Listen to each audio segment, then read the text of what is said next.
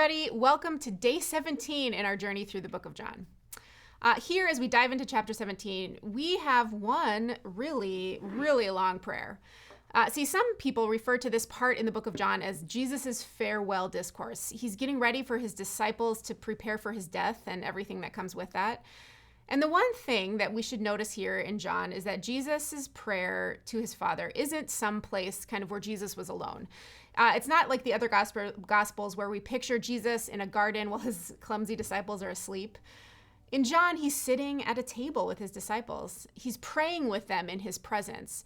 And we can imagine them being kind of attentive to all the things that Jesus is saying. They're soaking it in because they know they don't have much time left with Jesus. This prayer is also a reminder to us about so much of what the author of John emphasizes throughout the entire book, that Jesus is truly human and that he, like all humans, will die. But John also reminds us that Jesus is truly divine as well.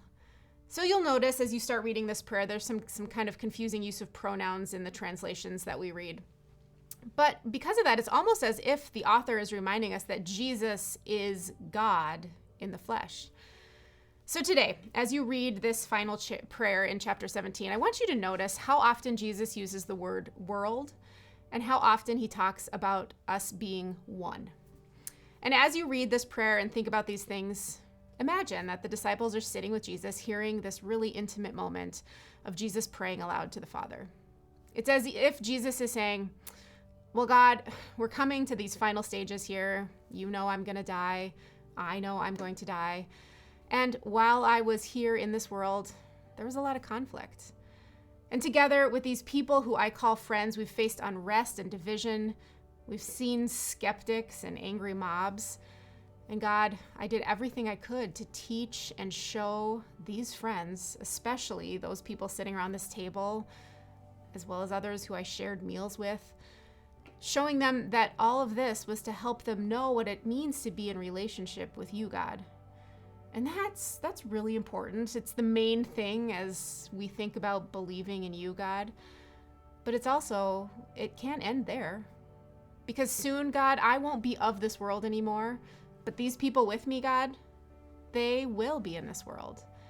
And I don't want them to simply be alone because your word, your truth, that's something that should go to the ends of the earth.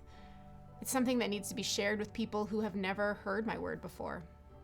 And in order to do that, God, I pray that they can be one, just as you and I are one, so that they may be brought to complete unity.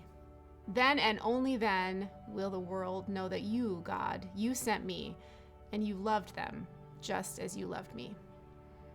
These verses, this prayer, it's really powerful as we picture these disciples hearing firsthand from Jesus. But they're also powerful for us today. Because, think about this. We live in a world that faces unrest and division. And in the midst of everything that really seeks to divide us, God invites us to unity. God invites us to be one with our community. Not just the people who look or believe or act like we do, but with the whole world. That world that God so loved so much that he sent his son to earth for every single one of us. So today, as you read this prayer, maybe once or twice, or like I did, you could find an app that reads it to you. You might want to ask, as you read this, how is God inviting you to be one with those around you? And number 2, what would that type of unity do to transform the community you live in?